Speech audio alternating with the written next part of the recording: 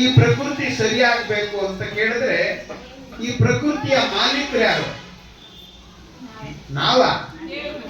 ಭಗವತಿ ದೇವಿಯವಳು. ಆ ದೇವಿಯನ್ನ ಪ್ರಾರ್ಥನೆ ಮಾಡಿದ್ರೆ ಈ ಪ್ರಕೃತಿ ಎಲ್ಲವೂ ಸರಿಯಾಗಲ್ಲ.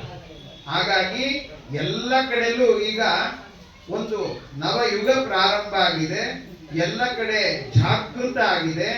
ನಾವೆಲ್ಲ ಇಂದು, ನಾವೆಲ್ಲ ಬಂದು ಅಂತ ಹೇಳ್ತಾ ಇದೀವಿ. ಅದು ಹೇಳ್ತಾ ಹೇಳ್ತಾ ನಾವು ಆ ದೇವಿಯನ್ನ ಆರಾಧನೆ ಮಾಡಿದ್ದೇ ಆದ್ರೆ ನಮ್ಗೆಲ್ರಿಗೂ ಹೊಡಿತಾರೆ. ಹಾಗಾಗಿ ನಾವು ದೇವಿಯನ್ನ ಗಟ್ಟಿ ಹಿಡ್ಕೋಬೇಕು, ಬಾಯಿನಲ್ಲಿ ರಾಮನಾಮ ಹೇಳ್ತಾ ಇರ್ಬೇಕು.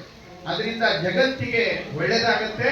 ಮತ್ತು ಇಡೀ ಜಗತ್ನಲ್ಲಿ ನಮ್ಮ ಭಾರತ ಗುರುಸ್ಥಾನದಲ್ಲಿದ್ದು ಜಗತ್ತಿಗೆ ಮಾರ್ಗದರ್ಶನ ಮಾಡುತ್ತೆ. ಆ ಮಾರ್ಗದರ್ಶನ ಮಾಡಿದ್ದನ್ನು ಇಡೀ ಜಗತ್ ಕೇಳಕ್ ಶುರು ಮಾಡುತ್ತೆ. ಕೇಳಬೇಕೋ ಬೇಡವೋ ಇಡೀ ಜಗತ್ತು? ಆತರ ನಮ್ಮ ದೇಶ ಆಗ್ಬೇಕೋ ಬೇಡವೋ? ನಮ್ಮ ದೇಶ ಹಂಗ ಆಗ್ಬೇಕು ಅಂದ್ರೆ ದೇಶದ ಆಸ್ತಿ ನಾವು ಜೀವಂತವಾಗಿರೋದು, ನಾವು ಸರಿ ಇರ್ಬೇಕು.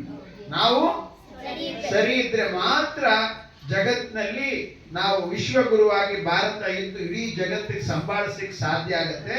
ಅದಕ್ಕೋಸ್ಕರ ನಮ್ಮ ಧರ್ಮ ಇದೆಯಲ್ಲ, ನಾವು ಧಾರ್ಮಿಕವಾಗಿರೋರು, ನಾವು ಧರ್ಮದ ಆಧಾರದ ಮೇಲೆ ಇರೋರು, ನಾವು ಜಾತಿ ಪಂಥದ ಆಧಾರದ ಮೇಲೆ ಅಲ್ಲ ನಾವಿರೋದು, ನಾವು ಧರ್ಮದ ಆಧಾರದ ಮೇಲೆ ಇದೀವಿ.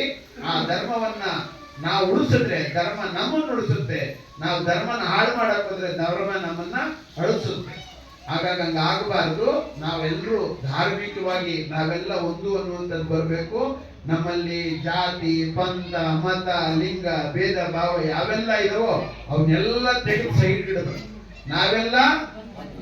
ನಾವೆಲ್ಲ ಹಿಂದೂ ಅಂತ ಇದನ್ನೆಲ್ಲ ಕಡೆ ಹೇಳೋಂಗಾಗ್ಬೇಕು. ಆ ಹೇಳೋಂಗ್ ಮಾಡುವಂತ ಮಂತ್ರ ಇದೆಯಲ್ಲ, ಅದು ಯಾವ ಮಂತ್ರ? ಶ್ರೀರಾಮ ಜಯ ರಾಮ ಜಯ ಜಯ ರಾಮ. ಒಂದ್ಸರಿ ಹೇಳಿ ನೋಡೋಣ ನೀವೇ. ಇಡೀ ಶಿವಮೊಗ್ಗ ಕೇಳಿಸ್ಬೇಕು, ಹಂಗ ಹೇಳ್ಬೇಕು ನೀವು. ಮತ್ತೊಂದ್ಸರಿ ಮತ್ತೊಂದ್ಸರಿ